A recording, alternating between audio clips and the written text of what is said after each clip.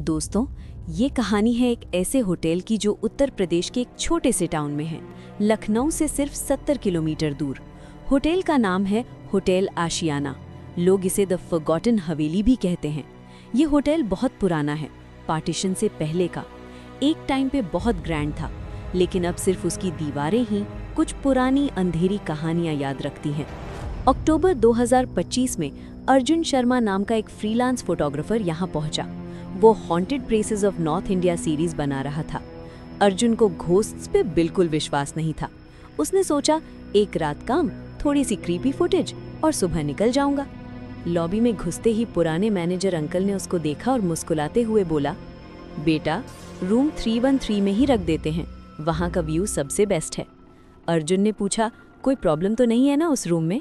Manager uncle हंसकर बोले, अरे नहीं, बस एक पुरानी बात है। 1978 में एक नई दुल्हन अपने हनीमून पे यहाँ आई थी। उसी रात उसके हस्बैंड ने उसको मार डाला था। लोग कहते हैं कि वो अब भी उस रूम में अपने पति का इंतजार करती है। अर्जुन जोर से हंसा, अंकल, मैं खुद घोस्ट स्टोरीज पर वीडियोस बनाता हूँ, आप मुझे डराने की कोशिश मत कीजिए। रात के 11 बजे अर्जुन रूम 313 में एंटर किया। रूम पुराना था लेकिन well maintained. Heavy wooden bed, thick curtains और वॉल पे एक बड़ा एंटीक मिरर। सबसे वियर्ड चीज, बेड के सामने वॉल पे एक पुराना शादी का फोटो लगा हुआ था। एक बहुत खूबसूरत दुल्हन रेड लहंगा में मुस्कुराती हुई, लेकिन उसकी आंखों में एक ऐसा दुख था जो देखकर अर्जुन का दिल थोड़ा सा हेवी हो गया। अर्जुन ने कैमरा सेट किया, लाइट्स ऑफ की और रिकॉर्डिंग स्टार्ट कर दी। गाइज, मैं हूँ होटल आशियाना के रूम 313 में। यहाँ की सबसे फेमस घोस्ट स्टोरी ये है कि तभी सडनली पूरा होटल अंधेरा हो गया, बिजली चली गई। अर्जुन ने फोन का फ्लैशलाइट ऑन किया। 10 मिनट हो गए थे लेकिन लाइट्स वापस नहीं आई।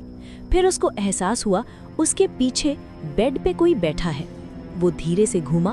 बेड खाली था, लेकिन बेडशीट बिल्कुल दबी हुई थी, जैसे कोई अभी उठा हो। जब अर्जुन ने मिरर में देखा, उसका खून ठंडा पड़ गया। मिरर में एक औरत रेड लहंगा में खड़ी थी। उसका चेहरा धुंधला सा था। अर्जुन ने पीछे मुड़कर देखा, वहां कोई नहीं था। फिर एक हल्की सी विस्परिंग वॉइस उसके कान के बिल्कुल पास आई, जैसे उसके अंदर से ही आ रही हो।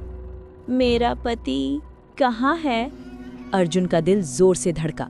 वो दरवाजे की तरफ भागा, लेकिन हैंडल नहीं घूमा। दरवाजा अंदर से लॉक्ड था, जबकि उसने खुद नहीं बंद किया था। उसका फोन बिना रीजन के 87% बैटरी से सीधा 12% पे आ गया। कैमरा अब भी रिकॉर्डिंग कर रहा था। उस रात अर्जुन ने जो देखा वो कभी भूल नहीं पाएगा। हर घंटे के बाद मिरर में एक नया चेहरा दिखने लगा।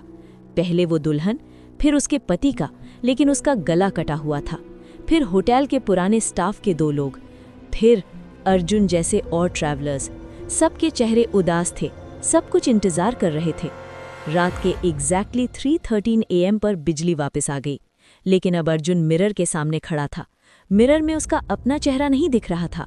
उसकी जगह वो दुल्हन उसके कंधे पे हाथ रखकर खड़ी थी।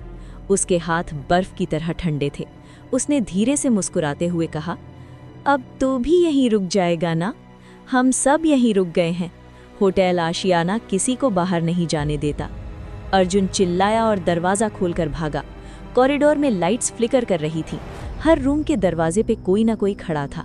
कुछ लोगों के गले में रस्सी, कुछ के चेहरे जले हुए, कुछ दुल्हन के लहंगे में। अर्जुन रिसेप्शन तक पहुंचा। वहां मैनेजर अंकल बैठे थे, लेकिन उनका सर उल्टा घुमा हुआ था। उन्होंने आंखें खोलकर बोला, बेटा, 313 में ही वापस जाओ, वो तुम्हारा इंतजार कर रही है। अर्जुन बाहर की तरफ भागा। मेन गेट तक पहुंचा, लेकिन गेट बंद था। बाहर से बड़ा सा ताला लगा हुआ था जो अंदर से कभी नहीं खुलता। उस रात उसे जबरदस्ती वापस रूम 313 में ले जाया गया। कैसे, ये वो कभी नहीं समझ पाया। सुबह जब उसकी आंख खुली, वो बेड पे था। उसके हाथ में एक रेड चुनरी थी और मिरर के सामने उसका नया फोटो लगा हुआ था। वो रेड कुर्ता पहने मुस्कुराता हुआ था, लेकिन उसकी आंखों में वही दुख था। अब अर्जुन भी वहीं है, रूम 313 में। अगर कभी तुम होटल आशियाना जाओ और मैनेजर अंकल तुमसे कहें कि रूम 313 में ही रख देते हैं, तो एक बार सोच लेना, क्योंकि जो लोग यहाँ आते हैं वो कभी चेकआउट नहीं कर पाते। वो सिर्फ चेक इन कर देते हैं, हमेशा के लिए। और हाँ, अगर इस वीडियो के कमेंट्स में कोई लिखे, भाई मैं भी वहाँ गया था, तो समझ लेना वो अब भी वहाँ है।